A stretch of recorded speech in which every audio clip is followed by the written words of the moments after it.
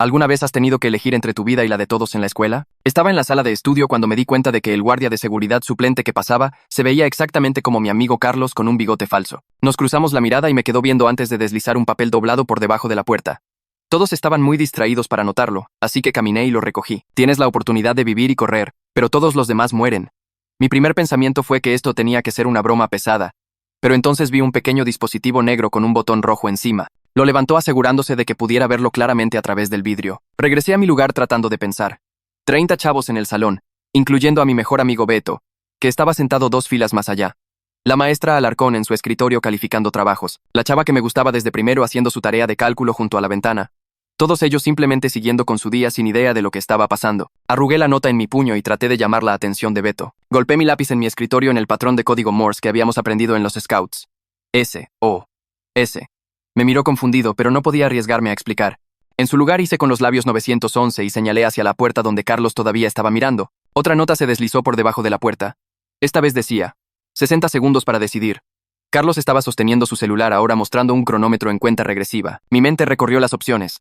Si salía corriendo ahora mismo, probablemente podría llegar a la salida antes de que pasara algo. ¿Pero qué hay de todos los demás en el salón? ¿Y si esto no era una broma? Me levanté y mi silla raspó contra el piso. La maestra Alarcón levantó la vista preguntando si necesitaba algo. No podía hablar. Mi garganta se sentía completamente seca. Beto notó que algo andaba mal y empezó a levantarse también. Pero le negué con la cabeza. Maestra Alarcón, creo que voy a vomitar. Las palabras salieron estranguladas, pero se las creyó. Ve a la enfermería. Hizo un gesto hacia la puerta. 40 segundos restantes en el cronómetro. Caminé hacia la puerta, pero en lugar de salir directamente fingí tropezar. Choqué contra el escritorio de Jessie mandando sus papeles volando. Ella gritó y todos voltearon a ver. Mientras estaban distraídos, agarré el teléfono del salón del escritorio de la maestra Alarcón y lo metí en la bolsa de mi sudadera. Carlos todavía estaba mirando a través de la ventana. Su bigote falso había empezado a despegarse de un lado, pero su expresión era mortalmente seria. El dispositivo en su mano se veía real. Algún tipo de detonador, tal vez. Podía jalar la alarma de incendios. Estaba justo ahí en la pared junto a la puerta. Todos evacuarían y lo que Carlos tenía planeado se arruinaría, pero en el segundo en que me moví hacia ella negó con la cabeza y señaló el dispositivo, como si fuera a presionarlo en el momento en que intentara algo. 30 segundos. Abrí la puerta lentamente y salí al pasillo. Carlos sonrió y me hizo señas para que lo siguiera. Pero yo tenía otros planes. En el momento en que la puerta se cerró detrás de mí, saqué el teléfono de mi bolsa y marqué el 911 mientras caminaba. Carlos estaba muy concentrado viéndome para notar mis manos en mi sudadera. 911. ¿Cuál es su emergencia? La voz de la operadora apenas era audible. Amenaza de bomba. Sala de estudio, salón 204. Rápido, susurré lo más bajo posible. 20 segundos. Carlos se estaba impacientando. Levantó el dispositivo y señaló por el pasillo hacia la salida. Necesitaba ganar más tiempo. Necesitaba mantenerlo lejos de ese salón, así que hice lo único que se me ocurrió. Empecé a correr. Pero no hacia la salida. Corrí en la dirección opuesta más adentro de la escuela. Los ojos de Carlos se abrieron con rabia. Me persiguió gritando amenazas sobre presionar el botón. Mis tenis chillaban contra el piso pulido mientras tomaba la esquina a toda velocidad. El pasillo se extendía frente a mí como un túnel. Las vitrinas de trofeos pasaban borrosas a ambos lados. Podía escuchar los pasos pesados de Carlos detrás de mí acercándose más con cada segundo. Mis pulmones ardían mientras me esforzaba más. La dirección estaba justo adelante, pero se sentía a kilómetros de distancia. 10 segundos. Miré hacia atrás y lo vi ganándome terreno. Su cara estaba retorcida de furia y el uniforme falso de seguridad se abría revelando ropa normal debajo. Estaba gritando algo sobre arruinar todo. Sobre cómo se suponía que yo era el cobarde que huiría. Cómo estaba echando a perder todo su plan. Agarré un bote de basura mientras pasaba y lo tiré detrás de mí. Cayó ruidosamente por el piso, y Carlos tropezó tratando de evitarlo. Eso me dio justo suficiente distancia para alcanzar las puertas de la dirección. Jalé la manija, pero estaba cerrada. Por supuesto que estaba cerrada. 8 segundos. Golpeé el vidrio con ambos puños. Podía ver a las secretarias adentro mirando sorprendidas. Una alcanzó el botón para dejarme entrar, pero Carlos ya estaba ahí. Su mano se cerró sobre mi hombro como una prensa. Me giró y me estampó contra la pared. 5 segundos. Estábamos cara a cara ahora. Su bigote falso se había caído completamente. El dispositivo estaba a centímetros de mi cara, su pulgar suspendido sobre el botón rojo. A través de la ventana de un salón cercano podía ver estudiantes trabajando pacíficamente. No tenían idea de que la muerte estaba parada en su pasillo. Mala elección. Su pulgar empezó a presionar. Me lancé hacia adelante y agarré su muñeca con ambas manos. Luchamos por el control del dispositivo. Salió volando de su agarre y se deslizó por el piso. Ambos nos lanzamos por él. Mis dedos rozaron el plástico justo cuando su mano se cerró sobre él. Rodó lejos de mí y se levantó triunfante. Demasiado tarde. Presionó el botón. No pasó nada. Solo un clic hueco que resonó en el pasillo silencioso entre nosotros. Ambos nos congelamos mirando el dispositivo en su mano. Mi cerebro luchaba por procesar lo que acababa de no pasar. Sin explosión, sin gritos, sin muerte. El alivio me golpeó tan fuerte que mis piernas casi cedieron. Nunca estuvo armado. Tal vez nunca fue real. Solo una caja de plástico estúpida con un botón que no hacía nada. Carlos miró el dispositivo con esta expresión confundida como si no pudiera creerlo tampoco. Su boca se abrió pero no salieron palabras. Ese segundo de confusión fue todo lo que necesité. Pateé el dispositivo de su mano y se deslizó por el piso pulido girando hasta que golpeó la pared. Un estruendo masivo estalló desde el extremo lejano del edificio cerca del gimnasio. El piso tembló debajo de nosotros lo suficientemente fuerte como para que me tambaleara. Todas las alarmas de la escuela empezaron a sonar a la vez. Alarmas de incendio, alarmas de seguridad, alertas de emergencia. El ruido era tan fuerte que me dolían los oídos. La cara de Carlos mostró genuina sorpresa como si no esperara ese sonido. Sus ojos se abrieron grandes y su cabeza giró hacia la dirección de la explosión. Usé su confusión a mi favor. Agarré su brazo y lo empujé tan fuerte como pude lejos de mí. Se tambaleó hacia atrás tratando de mantener el equilibrio. La puerta de la dirección se abrió de golpe detrás de mí. Unas manos agarraron mis hombros y me jalaron hacia atrás a través de la entrada. Alcancé a ver el rostro de la secretaria pálido y asustado mientras me jalaba adentro. Carlos recuperó su equilibrio y salió corriendo por el pasillo hacia la salida de emergencia. Su camisa falsa de seguridad se abría mientras corría. El oficial de seguridad pasó corriendo junto a la dirección gritando por su radio sobre una amenaza activa y posibles explosivos. Su mano estaba en su arma pero no la sacó, solo siguió corriendo tras Carlos mientras pedía refuerzos. La secretaria cerró de golpe la puerta de la dirección y presionó el botón de emergencia de confinamiento. Persianas metálicas empezaron a bajar sobre las ventanas. El otro personal de la oficina corrió cerrando cortinas y trabando puertas interiores. Estaba temblando tan fuerte que apenas podía pararme. Todo mi cuerpo se sentía como si estuviera vibrando.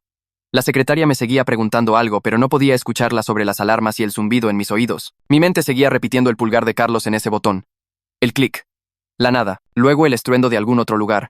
Mis rodillas se sentían débiles y gomosas. La secretaria me guió a una silla contra la pared. Se agachó frente a mí y agarró mis hombros suavemente. Sus labios se movían, pero el ruido de la alarma ahogaba sus palabras. Señaló mi muñeca y miré hacia abajo. Ya estaba empezando a hacer moretones de donde Carlos me había agarrado durante nuestra lucha. Marcas moradas y rojas con forma de dedos. La secretaria preguntó si estaba lastimado y logré negar con la cabeza. Entonces recordé. La sala de estudio. Beto, todos los demás. Intenté levantarme, pero ella me empujó suavemente de vuelta. Agarré su brazo y grité sobre las alarmas sobre la sala de estudio y la llamada que hice al 911. Asintió rápidamente y se movió al escritorio principal donde otra secretaria ya estaba en el teléfono con servicios de emergencia. La voz de la maestra López crepitó por el intercomunicador desde la sala de estudio. Estaba usando el canal de emergencia que cortaba todo el ruido de alarma. Todos los estudiantes presentes y seguros. Puertas cerradas. Siguiendo procedimientos de confinamiento. Esperando instrucciones adicionales. Sentí mis rodillas aflojarse de alivio aunque ya estaba sentado. Beto estaba a salvo. Jessie estaba a salvo. Todos en ese salón estaban bien. El personal de la oficina me ayudó a recostarme en la silla mientras las sirenas de policía aullaban más cerca afuera. Múltiples sirenas. Haciéndose más fuertes cada segundo. Luces rojas y azules brillaban a través de las rendijas en las persianas metálicas. El humo empezó a filtrarse por debajo de la puerta de la oficina desde algún lugar del pasillo. Volutas grises enroscándose sobre el piso de azulejos. Una de las secretarias gritó y lo señaló. La alarma de incendio se puso aún más fuerte si eso era posible. El personal empezó a entrar en pánico hablando de evacuar, pero los procedimientos de confinamiento decían quedarse en el lugar. La voz del oficial de seguridad llegó por la radio. Dispositivo señuelo, no es un incendio real, solo pastillas de humo. Permanezcan en confinamiento. El sistema de ventilación del edificio se activó automáticamente con un fuerte zumbido mecánico. Grandes ventiladores en algún lugar del techo sacando el humo. Todos nos sentamos ahí respirando fuerte y esperando el todo despejado. La secretaria me trajo una botella de agua del mini refrigerador. Mis manos temblaban tan mal que apenas podía abrirla. La sala de estudio comenzó su evacuación dirigida por los corredores traseros. Podía verlos a través de la ventana de la oficina que daba al pasillo interior. La maestra López guiaba la fila de estudiantes pasando nuestra puerta. Beto estaba cerca del medio del grupo escaneando cada cara buscándome. Su expresión estaba tensa de preocupación. Quería gritar, pero la secretaria me mantuvo atrás con una mano en mi hombro. Dijo que necesitaba quedarme para el interrogatorio policial. Que querrían hablar conmigo de inmediato. La cabeza de Beto giró mientras pasaban. Y por solo un segundo nuestros ojos se encontraron a través de la ventana. Su cara mostró confusión y alivio y algo más que no pude leer del todo. Luego la fila siguió moviéndose, y él desapareció por la esquina. Más estudiantes pasaron. Algunos llorando. Algunos viéndose asustados. Algunos con esa expresión en blanco de shock que la gente tiene durante emergencias. Todos ellos solo siguiendo a la maestra López y confiando en que los llevaría a un lugar seguro. La detective Patricia Morales llegó en 20 minutos. Una mujer de ojos agudos de unos 40 años vistiendo un traje azul oscuro y cargando una carpeta de piel. Se presentó e inmediatamente preguntó si necesitaba atención médica. Le mostré mi muñeca con moretones y llamó a la enfermera de la escuela. La enfermera ya estaba en la oficina tratando a otra secretaria por un ataque de pánico. Examinó mi muñeca cuidadosamente presionando en diferentes puntos y preguntando si dolía. Hice una mueca cuando tocó el peor moretón. Dijo que se veía mal pero probablemente no estaba roto, solo muy magullado. Lo vendó con una venda elástica de su kit de primeros auxilios. La detective Morales coordinó con el oficial de seguridad sobre asegurar el edificio mientras la enfermera trabajaba. Su voz era calmada y profesional como si hubiera hecho esto 100 veces antes. Di mi primera declaración sentado en la sala de juntas del director. El director no estaba ahí todavía en camino de alguna junta del distrito. La detective Morales se sentó frente a mí con una libreta y una pequeña grabadora. Explicó que estaba grabando para exactitud y preguntó si estaba bien. Asentí. Empecé a explicar cómo reconocía a Carlos bajo el disfraz. El bigote falso, el uniforme de seguridad que no le quedaba bien, las notas que deslizó por debajo de la puerta. La detective Morales tomó notas detalladas aunque la grabadora estaba funcionando. Me pidió que describiera el dispositivo. Traté de recordar cada detalle. Plástico negro, botón rojo encima, del tamaño de una cajetilla de cigarros. Su expresión se puso más seria cuando mencioné el cronómetro en su celular. Hizo preguntas específicas sobre la línea de tiempo, cuánto tiempo entre notas, qué decían las notas exactamente, dónde estaba parado Carlos, en qué dirección corrió.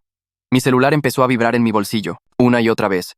Mensajes de texto y llamadas perdidas. Lo saqué y la pantalla estaba llena de notificaciones. Mensajes de gente que apenas conocía. Solicitudes de amistad de extraños. Los rumores ya se estaban esparciendo en redes sociales. Múltiples tiradores, alguien afirmaba. Bombas reales, decía otra persona. 3 estudiantes muertos según una publicación. Todo completamente equivocado pero esparciéndose de todos modos. La detective Morales me pidió que silenciara mi teléfono. Dijo firmemente que debería evitar publicar cualquier cosa que pudiera arruinar la investigación. Sin comentarios en redes sociales, sin entrevistas con reporteros, sin discutir detalles con amigos hasta que ella lo autorizara. Puse el teléfono en silencio y lo metí de vuelta en mi bolsillo todavía vibrando contra mi pierna. La puerta se abrió y el director Méndez entró cargando su portafolio y tablet. Se veía compuesto como siempre, pero sus ojos se abrieron cuando miró por la ventana al estacionamiento lleno de patrullas y camionetas de noticias. Dejó sus cosas en la mesa de juntas e inmediatamente sacó su celular. Sus dedos se movieron rápido por la pantalla escribiendo algo. Miró a la detective Morales y preguntó cuál era el estado actual. La detective Morales le dio un resumen rápido sobre los dispositivos señuelo y el escape de Carlos y mi declaración hasta ahora. El director Méndez asintió y siguió escribiendo en su celular. Nos dijo que estaba enviando un mensaje a todos los padres sobre un incidente de seguridad y dónde podían recoger a sus hijos. Su voz se mantuvo calmada, pero podía ver su mano temblando ligeramente mientras escribía. Terminó el mensaje y presionó enviar, luego se sentó frente a mí. Preguntó si estaba bien y asentí aunque no estaba seguro de que eso fuera cierto. El teléfono de la oficina empezó a sonar en la otra habitación. Podíamos escucharlo a través de la puerta. Timbre tras timbre tras timbre. La voz amortiguada de la secretaria contestando y luego más timbres.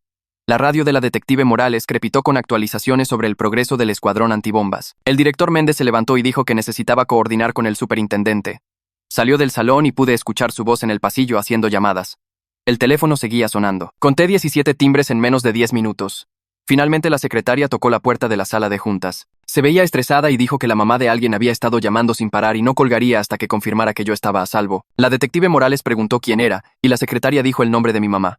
Se me cayó el estómago. La detective Morales asintió y le dijo a la secretaria que le hiciera saber que estaba bien pero necesitaba terminar de dar mi declaración. La secretaria se fue, y pude escucharla contestando el teléfono otra vez.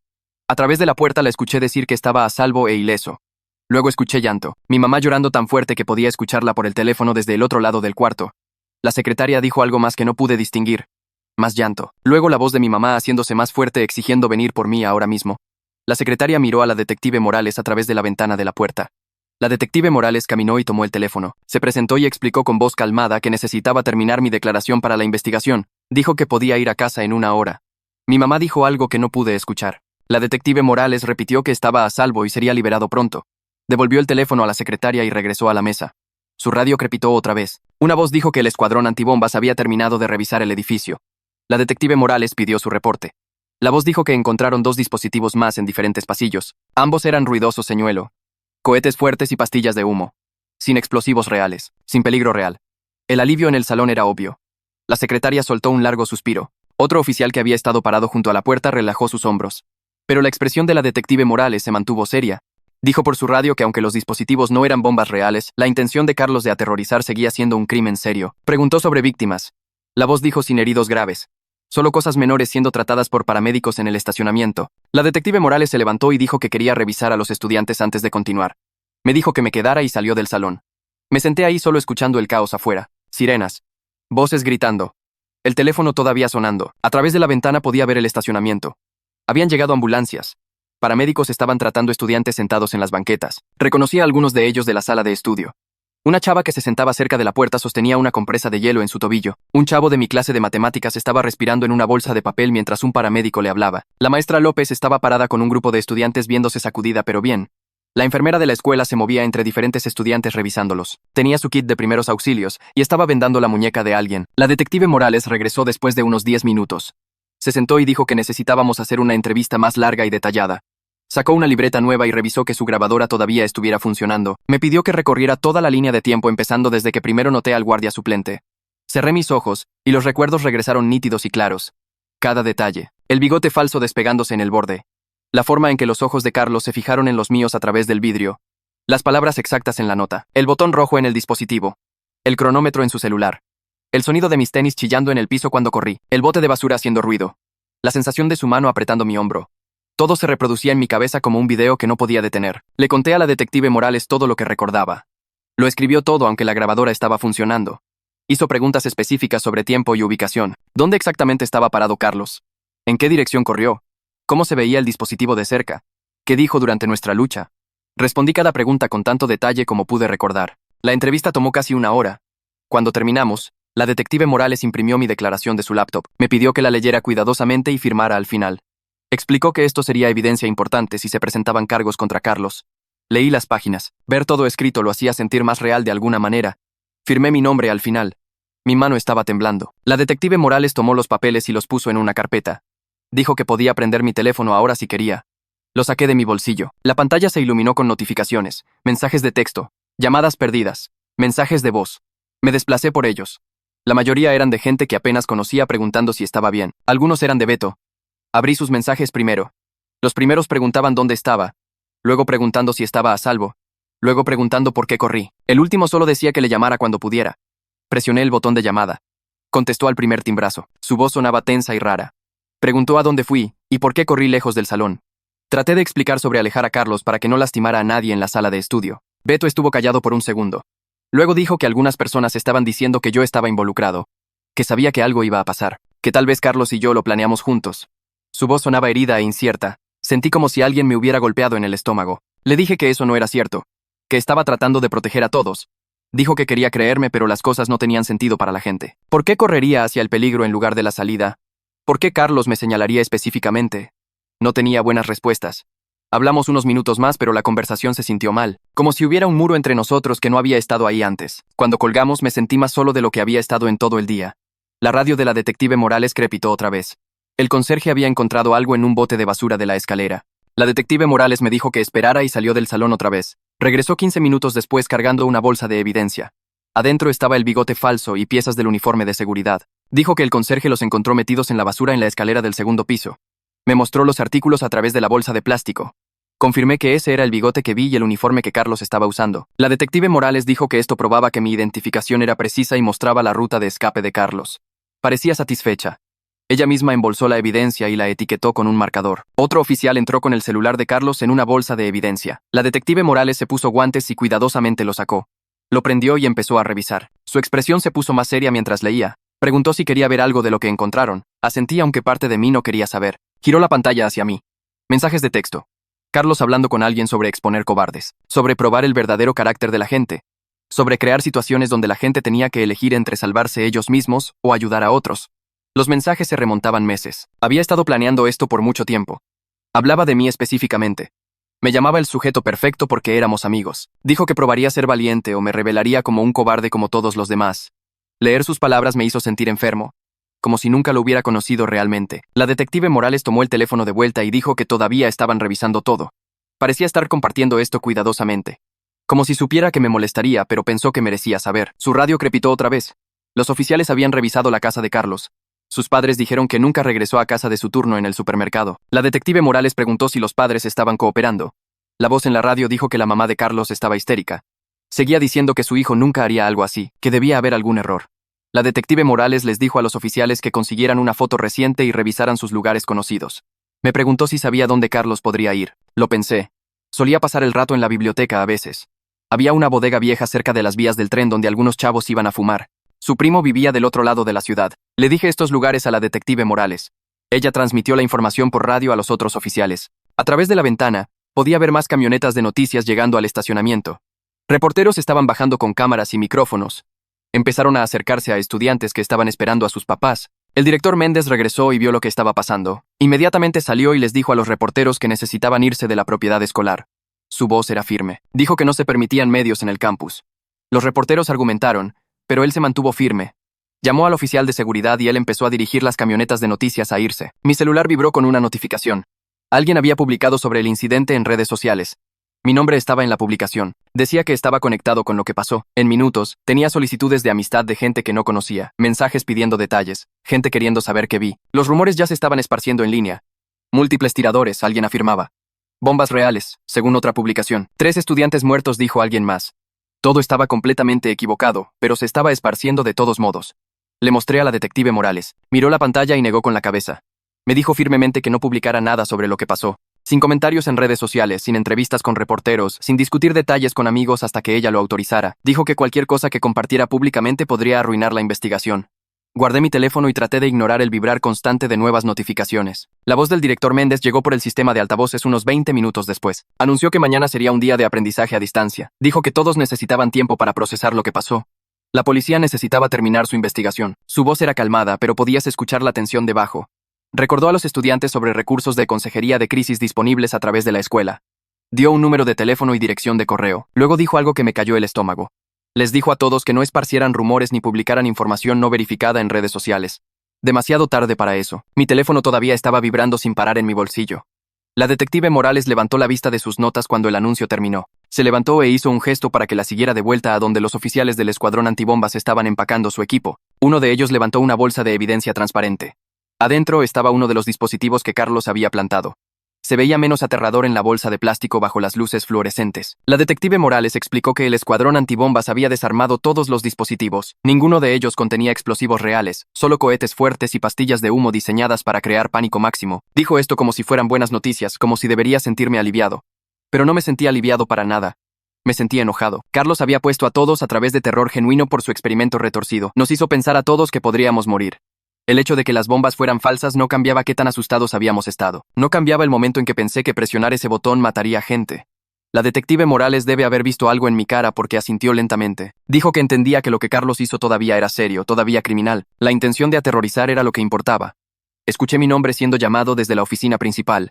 La voz de mi mamá sonaba frenética. La detective Morales me dijo que podía irme. Dijo que estaría en contacto si tenían más preguntas. Caminé de vuelta por la oficina y vi a mi mamá parada junto al mostrador de recepción. Su cara estaba roja y manchada de llorar. En el segundo en que me vio, corrió, envolvió sus brazos alrededor de mí tan fuerte que apenas podía respirar. Estaba diciendo mi nombre una y otra vez, preguntando si estaba bien, si estaba lastimado. Traté de decirle que estaba bien, pero ella realmente no estaba escuchando. Luego se alejó y su expresión cambió. Empezó a regañarme, preguntando por qué no corrí directo fuera del edificio. ¿Por qué me puse en peligro? Su voz se hizo más fuerte con cada pregunta. Traté de explicar mi razonamiento. Traté de decirle sobre mantener a Carlos lejos del salón. Pero ella estaba muy molesta para realmente escuchar. Solo seguía diciendo que podría haber sido asesinado, que nada valía la pena arriesgar mi vida. Otros padres nos estaban mirando. Sentí mi cara calentarse. Mamá finalmente dejó de hablar y solo me abrazó otra vez. Luego me firmó la salida en la oficina y caminamos al estacionamiento. El viaje a casa fue callado. Mamá seguía mirándome como si estuviera verificando para asegurarse de que todavía estaba ahí. Cuando llegamos a casa me hizo sentar en el sofá. Me trajo agua y una cobija aunque no tenía frío. Traté de decirle que estaba bien, pero ella insistió. Esa noche no podía dejar de repetir el momento en que Carlos presionó el botón. Mi cerebro se quedó atorado en un bucle de escenarios de qué hubiera pasado. ¿Qué hubiera pasado si las bombas hubieran sido reales? ¿Qué hubiera pasado si hubiera corrido a la salida como él quería? ¿Qué hubiera pasado si no hubiera llamado al 911 a tiempo? Los pensamientos daban vueltas y vueltas. Mamá hizo mi cena favorita, pollo a la parmesana con pan de ajo. Pero apenas podía comer. Todo sabía a cartón. Trató de hacer conversación, pero no podía enfocarme en lo que estaba diciendo.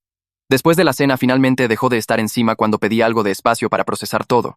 Subí a mi cuarto y revisé mi celular. Beto había mandado mensaje. Decía que necesitaba cancelar nuestros planes para trabajar en nuestro proyecto de historia. El mensaje era corto y distante. Decía que necesitaba tiempo para pensar sobre todo. Lo leí 3 veces tratando de entender qué quería decir. Habíamos sido mejores amigos desde la primaria. Ahora se estaba alejando. Me sentí herido y aislado. Mi mejor amigo no confiaba completamente en mi versión de los eventos. No entendía por qué hice lo que hice. Puse mi teléfono y me quedé mirando el techo. Traté de decirme que solo estaba asustado y confundido, que cambiaría de opinión eventualmente. Pero todavía dolía. Mi teléfono vibró con más notificaciones. Lo recogí y vi una publicación que alguien había compartido. Un rumor falso afirmando que yo monté todo por atención, que estaba trabajando con Carlos como parte de una broma enferma. La publicación ya tenía docenas de compartidas, comentarios de gente que pensé que eran amigos, gente diciendo que siempre supieron que algo andaba raro conmigo, que era raro, que esto lo probaba. Las acusaciones dolían peor que cualquier cosa física. Quería defenderme. Quería comentar y decirle a todos la verdad. pero la detective Morales había dicho que no publicara nada, que no discutiera detalles públicamente. Así que solo tuve que sentarme ahí y ver a la gente destrozar mi reputación.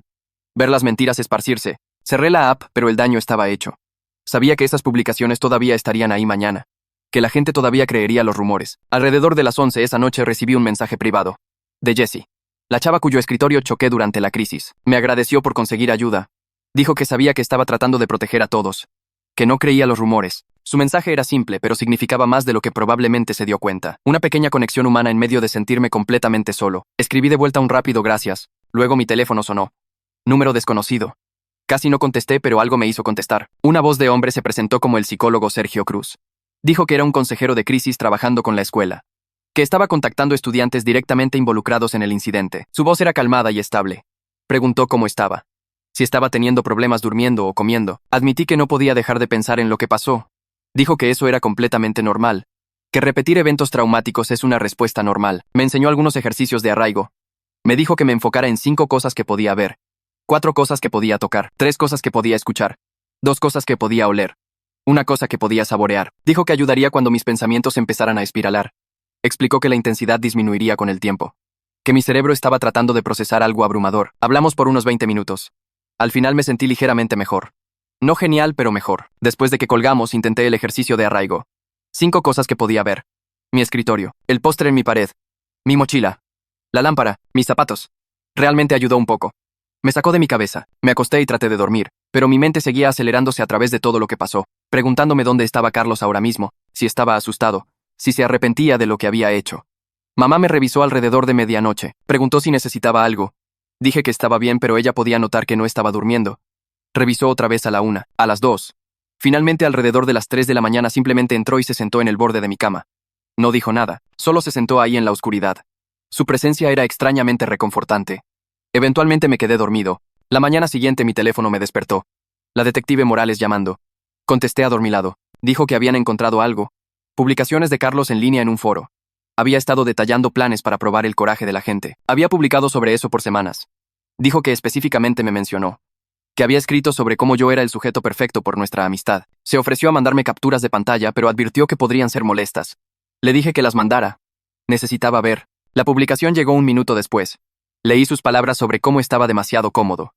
Demasiado seguro. Cómo quería forzarme a una situación donde tendría que elegir. Cómo predijo que correría y abandonaría a todos. Leerlo me hizo sentir violado y usado. Nuestra amistad había significado algo para mí. Pero para él solo era un experimento. Solo un sujeto de prueba para su filosofía retorcida. Mi teléfono sonó otra vez alrededor de las 8 de la mañana. El nombre de la detective Morales brilló en la pantalla. Contesté y preguntó si tenía 1 minuto para hablar. Dijo que necesitaba explicar algo más que habían encontrado en las publicaciones de Carlos. Me senté en la cama y le dije que continuara. Explicó que Carlos había escrito planes de respaldo detallados para diferentes elecciones que podría hacer, si hubiera corrido a la salida como él esperaba. Tenía un segundo dispositivo plantado justo afuera de esa puerta. Iba a activarlo en el momento en que me acercara. Hacer que pareciera que activé algo y abandoné a todos. Todo estaba diseñado para que sin importar lo que eligiera. Podría retorcerlo para probar su punto sobre la cobardía. Sentí enojo subir en mi pecho de una manera que me sorprendió. La amenaza inicial había sido aterradora. Esta crueldad calculada me hizo querer golpear algo. Había convertido mi elección moral en una trampa sin respuesta correcta. La detective Morales dijo que entendía mi enojo y que era completamente válido. Prometió que estaban haciendo todo lo posible para encontrarlo. Le agradecí y colgué. No pude volver a dormir después de eso. Solo me quedé ahí mirando mi techo pensando en cómo Carlos había planeado cada detalle para hacerme ver mal. Mamá tocó mi puerta alrededor de las 9 diciendo que el director Méndez había convocado una junta de emergencia de la mesa directiva escolar para esa tarde. Querían representantes estudiantiles para hablar sobre su experiencia y qué medidas de seguridad pensaban que se necesitaban. El director Méndez específicamente pidió que asistiera si me sentía capaz. Mamá dijo que no tenía que ir si no estaba listo. Lo pensé por 1 minuto. Parte de mí quería esconderme en casa, pero otra parte quería hacer algo útil con todo este enojo que estaba sintiendo. Le dije a mamá que iría. Me llevó a la escuela y entramos juntos al salón de la mesa directiva. Unos 20 otros estudiantes ya estaban ahí, incluyendo a Beto y Jessie. El director Méndez estaba parado al frente viéndose cansado pero compuesto. Dio la bienvenida a todos y explicó el propósito de la junta. La mesa directiva necesitaba entender lo que pasó desde perspectivas estudiantiles para que pudieran tomar decisiones informadas sobre mejoras de seguridad. Preguntó quién quería hablar primero. Una chava de último año levantó la mano y habló sobre cómo el uniforme falso engañó a todos. Dijo que necesitaba haber mejor verificación de ID para cualquier personal, incluyendo suplentes. Otro estudiante sugirió botones de pánico en cada salón que pudieran alertar a la policía directamente. Jesse habló sobre cómo los simulacros de confinamiento ayudaron a todos a mantenerse calmados una vez que las alarmas sonaron. Levanté mi mano y el director Méndez asintió hacia mí. Me levanté y mi voz salió más firme de lo que esperaba. Dije que los estudiantes necesitan sentirse seguros reportando amenazas incluso cuando no están seguros si algo es real. Que casi no llamé al 911 porque pensé que tal vez estaba exagerando. Los miembros de la mesa directiva tomaron notas e hicieron preguntas de seguimiento. Toda la junta duró unas 2 horas. Cuando terminó, el director Méndez agradeció a todos por su aportación y prometió que cambios concretos serían implementados antes de que los estudiantes regresaran a tiempo completo. 2 días después, regresé al campus a agarrar algunos libros de mi casillero. El edificio se sentía raro y vacío con la mayoría de los estudiantes todavía haciendo aprendizaje a distancia. Estaba caminando por el pasillo principal cuando otro estudiante que apenas conocía se detuvo frente a mí. Cruzó sus brazos y preguntó si yo era el que estaba involucrado con Carlos. Dijo que había escuchado que estaba involucrado y que todo fue algún tipo de broma que se salió de control. Sentí mis manos cerrarse en puños. Quería gritarle sobre qué tan equivocado estaba, cómo había arriesgado todo para proteger a la gente, pero me forcé a tomar un respiro. Me di cuenta de que algunas personas creerían cualquier versión de los eventos que encajara con sus preconcepciones. Ninguna cantidad de explicaciones cambiaría su mente si ya había decidido que era culpable. Solo pasé junto a él sin decir nada. Me gritó preguntando por qué no me defendería si era inocente. Seguí caminando, conseguí mis libros y salí por la salida lateral. Me senté en el carro de mamá por unos minutos antes de que empezara a manejar.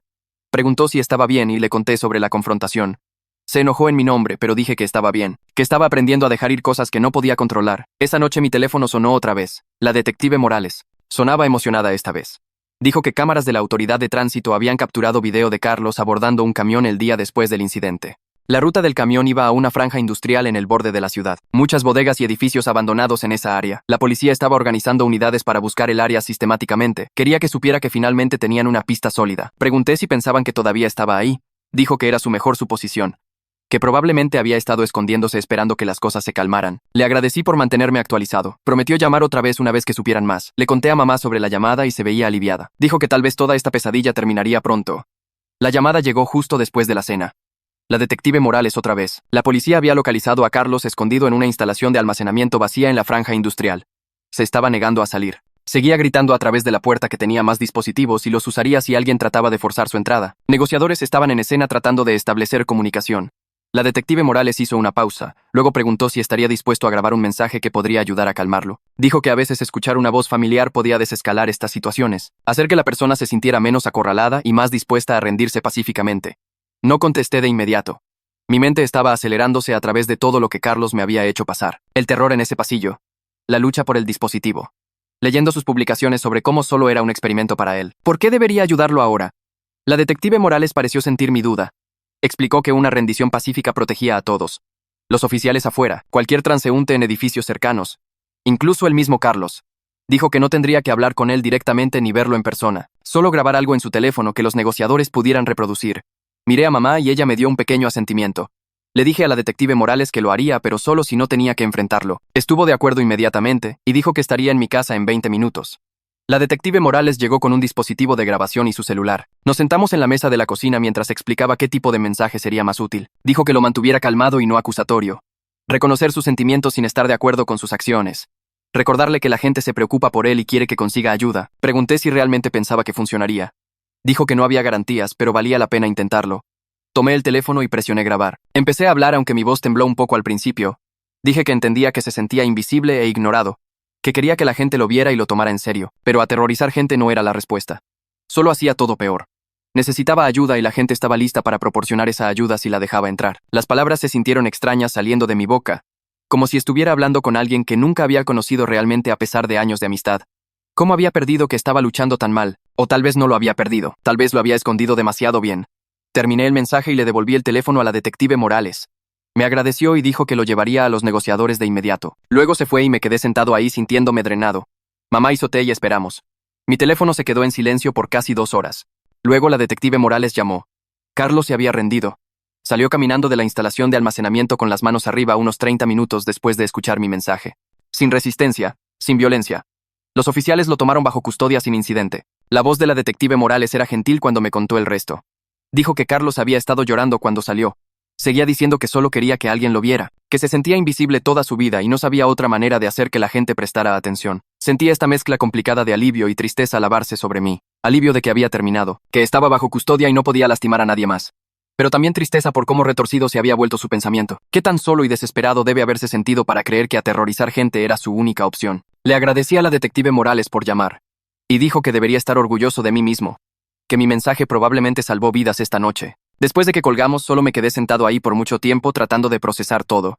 La mañana siguiente, la detective Morales llamó otra vez con más noticias. La policía había recuperado una bolsa de la instalación de almacenamiento. Adentro encontraron 3 dispositivos señuelo más similares a los usados en la escuela. Y un cuchillo. Un cuchillo real con una hoja de 15 centímetros. Dijo que esto confirmaba que Carlos podría haber causado daño real si hubiera elegido escalar. Los dispositivos señuelo eran bastante malos, pero tener un arma real significaba que sus intenciones podrían haber sido más oscuras de lo que nadie se dio cuenta. Sentí mi estómago caer escuchando eso. Empecé a pensar en todas las formas en que las cosas podrían haber ido peor. Si hubiera tomado diferentes elecciones, si hubiera decidido usar ese cuchillo en lugar de solo los dispositivos falsos, ¿cuánta gente podría haber sido herida o asesinada? La detective Morales pareció sentir hacia dónde iban mis pensamientos. Me recordó que nada de eso pasó, que todos estaban a salvo por las elecciones que tomé. Traté de aferrarme a eso, a enfocarme en la realidad de lo que pasó, en lugar de los escenarios de pesadilla reproduciéndose en mi cabeza. Más tarde esa tarde, la detective Morales vino a la casa para una charla detallada final. Se sentó frente a mí en la mesa de la cocina con una carpeta llena de papeles. Explicó los cargos que Carlos enfrentaría: amenazas terroristas por el susto de bomba y las notas, alarma pública falsa por los dispositivos señuelo, asalto por nuestra lucha física en el pasillo. Los cargos eran suficientemente serios que probablemente enfrentaría detención juvenil y consejería obligatoria. Me guió a través de qué esperar si el caso iba a juicio. Dijo que podría tener que testificar sobre lo que pasó, describir las notas y el dispositivo y la persecución a través de la escuela. Me aseguró que tendría apoyo a través del proceso. Defensores de víctimas que podrían ayudarme a preparar y responder preguntas. Mamá se sentó junto a mí tomando notas sobre fechas de corte y procedimientos. La detective Morales pasó más de una hora repasando todo, asegurándose de que entendiera cada paso y cuál sería mi papel. Antes de irse me dio su tarjeta y me dijo que llamara en cualquier momento si tenía preguntas o solo necesitaba hablar. Dijo que había manejado una situación imposible con coraje notable, y estaba honrada de haber trabajado conmigo. Le agradecí por tratarme con respeto y mantenerme informado. Después de que se fue sentí este sentido raro de cierre, como si un capítulo estuviera terminando aunque la historia no había terminado todavía. La mañana siguiente mamá me llevó a la escuela para una junta con el director Méndez. Nos sentamos en su oficina con la puerta cerrada mientras sacaba notas en su computadora sobre lo que pasó durante la crisis. El director Méndez juntó sus manos en su escritorio y me miró con esta expresión que no pude leer del todo. No enojado exactamente, pero serio. Dijo que rompí 3 protocolos mayores durante el confinamiento: tomar el teléfono del salón sin permiso, correr por los pasillos cuando debería haber evacuado, involucrarme directamente con una amenaza activa en lugar de llegar a seguridad. Mamá se tensó junto a mí y empezó a decir algo, pero el director Méndez levantó su mano. Continuó hablando y explicó que normalmente cualquiera de esas violaciones significaría suspensión automática, pero las circunstancias obviamente eran diferentes. La llamada que hice salvó a 30 estudiantes y a la maestra López. Correr alejó a Carlos de áreas pobladas. Mis elecciones mantuvieron gente viva aunque fueron contra cada regla de seguridad que enseñamos. Hizo una pausa y miró entre mamá y yo. Dijo que había consultado con el distrito y acordaron que el castigo no encajaba a esta situación. En lugar sería requerido asistir sesiones de consejería obligatorias y participar en un foro de seguridad estudiantil que estaban organizando. Mamá se relajó un poco y agradeció al director Méndez por entender. Solo asentí sintiendo esta mezcla rara de alivio y agotamiento. El director Méndez se levantó y me dio la mano antes de irnos. Me dijo que mostré juicio notable bajo presión imposible, y esperaba que los ayudara a mejorar sus protocolos hacia adelante. Esa noche estaba sentado en mi cama tratando de enfocarme en la tarea cuando escuché el timbre. Mamá contestó y un minuto después tocó mi puerta diciendo que Beto estaba aquí. Bajé y lo encontré parado incómodamente en la entrada. Preguntó si podíamos hablar y agarré mi chamarra para que pudiéramos sentarnos en el porche frontal. El sol se estaba poniendo, y el aire tenía ese borde frío que significaba que el otoño realmente estaba aquí. Nos sentamos en los escalones por mucho tiempo sin decir nada. Finalmente Beto empezó a hablar. Dijo que lamentaba dudar de mí después de que todo pasó. Explicó que sentado en la sala de estudio sin saber qué estaba pasando o a dónde había ido me hizo sentir asustado y confundido. Cuando los rumores empezaron a volar sobre mí estar involucrado de alguna manera no sabía qué creer. Le dije que entendía y me disculpé por no poder explicar las cosas mejor en el momento. Dije que solo estaba reaccionando y tratando de mantener a todos a salvo de la única manera que se me ocurrió. Fuimos y vinimos así por casi 2 horas, hablando a través de cada detalle de lo que pasó y cómo se sintió desde ambas perspectivas. Para cuando se hizo oscuro habíamos cubierto todo, y la tensión entre nosotros se había disuelto. Beto se levantó para irse y me golpeó el hombro ligeramente. Dijo que estaba contento de que estuviera bien y que estábamos bien. Lo vi caminar por el camino de entrada sintiendo que había recuperado a mi mejor amigo. Cuando regresamos al horario regular unos días después estaba nervioso sobre enfrentar a todos. Agarré mi bandeja de almuerzo y escaneé la cafetería tratando de decidir dónde sentarme. Jessie captó mi mirada desde una mesa cerca de las ventanas e hizo un gesto al asiento vacío frente a ella. Caminé y me senté sans assez grand cosa de hello. No hablamos mucho sobre lo que pasó. Preguntó cómo estaba y dije bien. Asintió y regresó a su sándwich, pero ella sentándose conmigo se sintió como una declaración. como si creyera mi versión de los eventos y valorara lo que había hecho incluso si no iba a hacer algún gran discurso sobre ello. Comimos mayormente en silencio, solo compartiendo espacio, y se sintió cómodo. Otros estudiantes miraban ocasionalmente, pero nadie se acercó o hizo preguntas. La compañía callada de Jesse era exactamente lo que necesitaba. Prueba de que no todos pensaban que estaba loco o sospechoso, que algunas personas entendían que había tomado elecciones imposibles e hice lo mejor que pude. La detective Morales me llamó más tarde esa semana con noticias sobre la entrevista de Carlos. Dijo que los fiscales estaban compartiendo algunas de sus declaraciones con víctimas para ayudarnos a entender lo que pasó. Me envió por correo un documento con extractos de sus entrevistas policiales. Leerlos me hizo doler el estómago. Carlos habló sobre sentirse invisible por años, sobre ver gente ignorarlo o mirarlo como si no existiera. Se había obsesionado con esta idea de que todos eran secretamente cobardes, que la gente solo actuaba decente porque nunca enfrentaban pruebas reales. Quería crear una situación que expondría lo que él veía como la verdad sobre la naturaleza humana, probar que cuando se enfrentaban con peligro real, la gente siempre se elegiría a sí misma sobre otros. Me había elegido específicamente porque habíamos sido amigos, porque pensó que representaba a esta persona promedio normal que revelaría su cobardía cuando fuera empujado. Entender su mentalidad no me hizo sentir mejor. No excusaba nada de lo que había hecho, pero me ayudó a darle sentido a cómo alguien que había conocido por años podría hacer algo tan dañino. Cómo el resentimiento y sentirse invisible podría espiralizar en esta necesidad retorcida de probar un punto a través del terror. Los fiscales me pidieron escribir una declaración oficial de impacto de víctima para la corte. Me senté en mi escritorio con un documento en blanco abierto por una hora antes de poder empezar a escribir. Poner todo en palabras sacó cosas que había estado empujando hacia abajo. Esa noche tuve la peor pesadilla desde que el incidente pasó. Me desperté sudando y temblando a las 3 de la mañana, incapaz de volver a dormir. Mamá me escuchó moviéndome y vino a revisarme. Le conté sobre las pesadillas y sugirió llamar al psicólogo Sergio Cruz, aunque no era una sesión programada. Le mandé mensaje la mañana siguiente y me devolvió la llamada en una hora. Hablamos sobre lo que estaba pasando y me recordó sobre las técnicas de arraigo que me había enseñado. Me ayudó a trabajar a través del pánico usando las estrategias de afrontamiento. Explicó que escribir la declaración me estaba forzando a confrontar el trauma directamente y era normal que sentimientos suprimidos salieran a la superficie. Dijo que nos enfocaríamos en procesar esas respuestas en nuestras sesiones regulares. Al final de la llamada me sentí más firme, todavía sacudido pero con herramientas para manejar el espiral en lugar de ahogarme en él. La maestra López envió un correo a todos de la sala de estudio unos días después. La línea de asuntos solo decía revisando, y casi lo borré pensando que sería algún mensaje genérico de maestra, pero cuando lo abrí el tono era diferente. Reconoció lo que todos habíamos pasado juntos. Dijo que reconocía la valentía y resiliencia que todos habían mostrado durante una situación imposible. Incluyó enlaces a recursos de consejería y líneas directas para cualquiera luchando con ansiedad o trauma.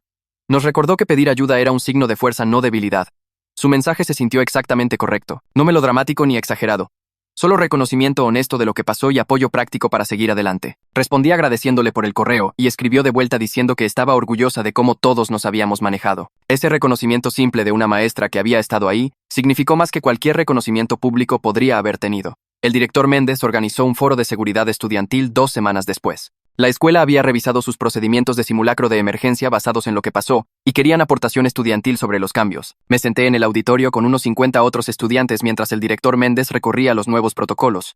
Mejor verificación de ID para cualquiera entrando al campus. Entrenamiento de seguridad adicional para el personal. Sistemas de comunicación más claros durante confinamientos. Cuando abrió el piso para comentarios y sugerencias, levanté mi mano. Me levanté y ofrecí algunos comentarios breves sobre confiar en tus instintos. Sobre la importancia de reportar amenazas incluso cuando no estás completamente seguro de que son reales. Dije que la duda podría costar vidas y es mejor estar equivocado sobre el peligro que ignorar señales de advertencia. Varios otros estudiantes compartieron sus perspectivas y preocupaciones. Todo el foro duró más de 1 hora y resultó en aún más mejoras de seguridad. Ver cambios concretos venir de algo tan terrible me ayudó a sentir que la experiencia tenía algún tipo de propósito, que tal vez podría prevenir futuros incidentes o ayudar a otros estudiantes a mantenerse seguros. La atención mediática finalmente empezó a desvanecerse después de 2 semanas de cobertura constante. Las camionetas de noticias desaparecieron del estacionamiento escolar y los reporteros dejaron de tratar de contactar estudiantes para entrevistas. Pero un artículo injusto persistió en línea afirmando que la escuela había manejado mal la situación. Criticaba el tiempo de respuesta del director Méndez y cuestionaba por qué Carlos había podido entrar al campus con un uniforme falso. Leerlo me hizo enojar porque ignoraba todas las cosas que salieron bien. ¿Qué tan rápido respondió la policía? ¿Cómo la maestra López mantuvo a todos calmados? ¿Cómo los procedimientos de evacuación funcionaron exactamente como fueron diseñados? Quería escribir una respuesta defendiendo la escuela, pero mamá me convenció de no hacerlo. Dijo que no podía controlar cada narrativa y algunas personas siempre encontrarían fallas sin importar los hechos. Aprender a aceptar eso fue difícil. Dejar ir la necesidad de corregir cada historia equivocada o malentendido. Pero eventualmente me di cuenta de que tenía razón. No podía desperdiciar energía peleando cada toma injusta o reporte inexacto. La detective Morales llamó con una actualización sobre el caso de Carlos 3 semanas después de su arresto. Los fiscales habían decidido ofrecerle un acuerdo de culpabilidad, tratamiento psiquiátrico mandatado y detención juvenil en lugar de empujar por cargos de adulto. Explicó que esto significaba que no tendría que testificar en corte. No tendría que sentarme frente a Carlos y revivir todo frente a un jurado. El alivio me golpeó tan fuerte que realmente me sentí mareado. No me había dado cuenta de cuánta ansiedad había estado cargando sobre la posibilidad de un juicio, sobre tener que enfrentarlo otra vez y responder preguntas de abogados. La detective Morales dijo que el acuerdo de culpabilidad reflejaba la edad y estado mental de Carlos mientras todavía lo hacía responsable. Que el tratamiento era más apropiado que solo castigo para alguien cuyas acciones venían de pensamiento tan distorsionado. Le agradecí por hacérmelo saber y dijo que podía llamar en cualquier momento si tenía preguntas sobre el proceso legal hacia adelante. Mis sesiones de consejería con el psicólogo Sergio Cruz empezaron a mostrar progreso real alrededor del mismo tiempo. Las técnicas de arraigo que me había enseñado estaban funcionando automáticamente ahora. Cuando sentía pánico subiendo, podía jalarme de vuelta al momento presente sin esfuerzo consciente.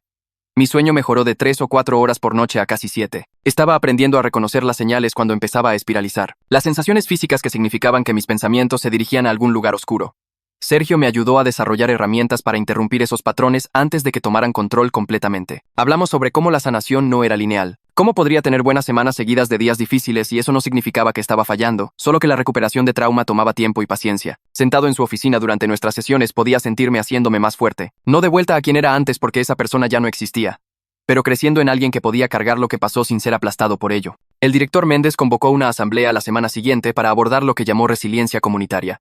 Se paró en el podio en el gimnasio hablando sobre cómo diferentes estudiantes habían mostrado coraje durante la crisis sin nombrar a nadie específicamente. Sus palabras se sintieron cuidadosas y medidas como si supiera que algunos de nosotros no queríamos el reflector. Mencionó a los maestros que mantuvieron sus salones calmados y al personal de la oficina que siguió protocolos y a los estudiantes que se cuidaron entre ellos. Me senté en las gradas junto a Beto sintiéndome aliviado de que no me estuviera señalando como algún tipo de héroe. La verdad era que había estado aterrorizado y solo tratando de sobrevivir. Después de que la asamblea terminó, Beto se inclinó y golpeó su lápiz contra la banca de metal en código Morse. 3 golpes cortos, 3 largos, 3 cortos, SOS. Luego sonrió y agregó más golpes que deletreaban COMIDA. Realmente me reí por primera vez en semanas. El humor fácil entre nosotros se sintió como prueba de que podíamos pasar todo lo que pasó. Agarramos nuestras bandejas en la cafetería y nos sentamos en nuestra mesa usual. Hizo bromas sobre nuestro proyecto de historia que vencía pronto y cómo probablemente tendríamos que realmente trabajar en él, en lugar de solo hablar de trabajar en él. La normalidad de quejarse sobre tareas se sintió increíble. Como si solo fuéramos chavos regulares otra vez en lugar de gente que había sobrevivido una amenaza de bomba. Mamá me sorprendió esa noche sugiriendo que pidiéramos comida para llevar en lugar de su comida casera usual. Nos sentamos en la mesa de la cocina con contenedores de comida china esparcidos entre nosotros. Empujó lo main alrededor de su plato por un minuto antes de decir que sabía que había sido demasiado estricta desde el incidente. Le dije que entendía por qué había estado asustada. Admitió que había estado revisando mi ubicación en su teléfono constantemente y poniendo toques de queda que no tenían sentido. Hablamos sobre algunos nuevos límites que me dieron más independencia mientras todavía la dejaban sentir que podía mantenerme seguro. Acordó dejar de rastrear mi ubicación durante horas escolares. Acordé mandarle mensaje cuando llegara a lugares y mantenerla actualizada sobre mis planes. Se sintió bien negociar como adultos en lugar de ella solo haciendo reglas por pánico. Tuve que pasar junto a la sala de estudio unos días después para llegar a mi siguiente clase. La puerta estaba abierta para limpieza y podía ver las marcas de raspadura en la pared de donde Carlos me había estrellado. Mi pecho se puso tenso y mi respiración empezó a acelerarse, pero entonces recordé lo que Sergio me había enseñado sobre arraigo. Dejé de caminar y me enfoqué en 5 cosas que podía ver. La vitrina de trofeos, el bebedero, el letrero de salida, un póster sobre el baile de invierno, el lápiz caído de alguien, 4 cosas que podía tocar, la pared, las correas de mi mochila, mi celular en mi bolsillo, el piso bajo mis zapatos. 3 cosas que podía escuchar, voces de un salón cercano, el zumbido del sistema de calefacción, mi propia respiración desacelerándose. Tomé un respiro más y seguí caminando. El pánico que me hubiera aplastado semanas atrás solo se desvaneció al fondo. Mi teléfono vibró durante el almuerzo al día siguiente con un mensaje de texto de la detective Morales. Dijo que el caso de Carlos estaba oficialmente cerrado. Había tomado el acuerdo de culpabilidad con tratamiento psiquiátrico mandatado y detención juvenil. Me agradeció por mi cooperación a través de la investigación y dijo que podía contactarla si alguna vez tenía preguntas. Leer esas palabras hizo algo liberarse en mi pecho que no me había dado cuenta que todavía estaba sosteniendo. Realmente había terminado. Sin juicio, sin testimonio, sin tener que ver a Carlos otra vez. Finalmente podía dejar de repetir todo y empezar a mirar hacia adelante en lugar de constantemente revisar detrás de mí. Beto y yo presentamos nuestro proyecto de historia la semana siguiente. Realmente habíamos logrado juntar una presentación sólida sobre la Guerra Fría a pesar de todo lo que había pasado. Nuestro maestro hizo preguntas y respondimos en equipo como si hubiéramos estado haciendo esto juntos por siempre. Después de clase, Beto mencionó qué tan impresionado estaba con cómo había manejado todo, no solo la presentación, sino toda la situación con Carlos. Su respeto significó más que cualquier reconocimiento público podría. La gente que importaba sabía la verdad sobre lo que pasó, y eso era suficiente. Un estudiante de primero me detuvo en el pasillo unos días después. Se veía nervioso y seguía mirando alrededor como si no quisiera que nadie escuchara. Dijo que había estado teniendo ataques de pánico desde el incidente. que no podía dormir y seguía pensando en lo que podría haber pasado. Lo llevé a un salón vacío y compartí algunas de las técnicas de arraigo de Sergio. El método 54321. Los ejercicios de respiración. Mayormente solo lo escuché hablar sobre sus miedos. Poder ayudar a alguien más a procesar su trauma me hizo darme cuenta de qué tan lejos había llegado. No estaba completamente sanado, pero tenía herramientas ahora. Maneras de manejar la ansiedad en lugar de dejar que me controlara. Mamá me dio un sobre en la cena ese fin de semana. Adentro había boletos para un concierto que había mencionado querer ver meses atrás. Dijo que sabía que necesitaba experiencias normales de adolescente, no solo terapia y procesamiento. Fuimos juntos el sábado siguiente. El lugar estaba lleno y ruidoso y realmente me disfruté sin ansiedad constante sobre lo que podría salir mal. Canté junto a canciones que conocía y compré una playera sobrepreciada y comí nachos terribles. Mamá parecía feliz solo viéndome ser un chavo regular divirtiéndose. La noche se sintió como prueba de que la vida podía ser buena otra vez, que podía hacer nuevos recuerdos que no estaban conectados al miedo. El director Méndez convocó otra asamblea para anunciar nuevas medidas de seguridad que la escuela estaba implementando. Mejor verificación de ID para cualquiera entrando al campus. Entrenamiento de seguridad adicional para todos los miembros del personal. Un nuevo sistema de consejos anónimos para que estudiantes reporten preocupaciones. Específicamente mencionó que la aportación estudiantil había ayudado a hacer estos cambios significativos. Ver mejoras concretas venir de algo tan terrible me ayudó a sentir que la experiencia tenía algún propósito. Que tal vez otros estudiantes estarían más seguros por lo que pasamos. Beto me invitó a unirme a él y algunos otros amigos para un viaje de campamento durante las vacaciones de primavera. Su familia rentaba una cabaña en las montañas cada año y quería que fuera. Me di cuenta de que realmente estaba emocionado sobre el futuro en lugar de atorado en miedo. La invitación se sintió como confirmación de que mis amistades habían sobrevivido el trauma y estaban creciendo más fuertes. Le dije que sí sin dudar. Empecé a planear qué equipo necesitaría y esperando un fin de semana lejos de todo. El hecho de que podía pensar en el futuro con emoción en lugar de temor se sintió como la victoria más grande de todas. Me senté esa noche y escribí a la detective Morales una nota de agradecimiento. No un correo o mensaje de texto, sino una carta escrita a mano real en papel del cajón de la cocina. Le dije que a través de todo me trató con respeto y me mantuvo informado cuando no tenía que hacerlo. Que hizo una situación terrible sentirse menos aterradora solo por ser directa y honesta conmigo. La mandé por correo al día siguiente y no esperaba nada de vuelta. Pero 3 días después respondió con su propia nota diciendo que hice su trabajo más fácil por ser valiente y honesto. Que la mayoría de la gente en mi situación hubiera entrado en pánico o se hubiera cerrado, pero me mantuve lo suficientemente claro para ayudar. Sus palabras validaron algo con lo que había estado luchando, que manejé una situación imposible tan bien como cualquiera podría haber hecho, que no la arruiné o empeoré las cosas como parte de mí se preocupaba que había hecho. Guardé su nota en el cajón de mi escritorio y la releí cuando la duda se arrastraba de vuelta. El psicólogo Sergio y yo tuvimos nuestra sesión final de consejería programada 2 semanas después. Señaló todo el progreso que había hecho en manejar ansiedad y procesar trauma. ¿Cómo pasé de ataques de pánico constantes a usar técnicas de arraigo automáticamente? ¿Cómo podía hablar sobre lo que pasó sin espiralizar en miedo? ¿Cómo estaba durmiendo mejor e involucrándome con amigos otra vez? Me recordó que la sanación no es lineal y que podría tener retrocesos, que siempre podía contactarlo si necesitaba apoyo, pero estaba confiado de que tenía las herramientas para seguir avanzando. La sesión se sintió diferente de todas las otras, menos como tratamiento y más como una conversación entre gente que se entendía. Me fui sintiéndome orgulloso en lugar de drenado. 3 meses después del incidente estaba genuinamente bien, durmiendo la mayoría de las noches sin pesadillas despertándome, involucrándome completamente en la escuela y amistades en lugar de ir a través de los movimientos. Todavía tenía momentos donde pensaba en lo que pasó, pasando junto al pasillo donde Carlos presionó ese botón, viendo a alguien en un uniforme de seguridad, escuchando ruidos fuertes repentinos, pero esos momentos se estaban volviendo menos frecuentes y menos abrumadores. Podía reconocerlos y seguir adelante en lugar de quedarme atorado. Estaba orgulloso de cómo había crecido a través de algo que podría haberme roto, que salí del otro lado más fuerte y más consciente de lo que podía manejar. Eso es todo por la historia de hoy. Gracias por estar aquí. Realmente significa mucho saber que estos momentos llegan a alguien. Espero que haya añadido un poco de amabilidad o calma a tu día. Suscríbete si te gustaría mantener esa energía fluyendo.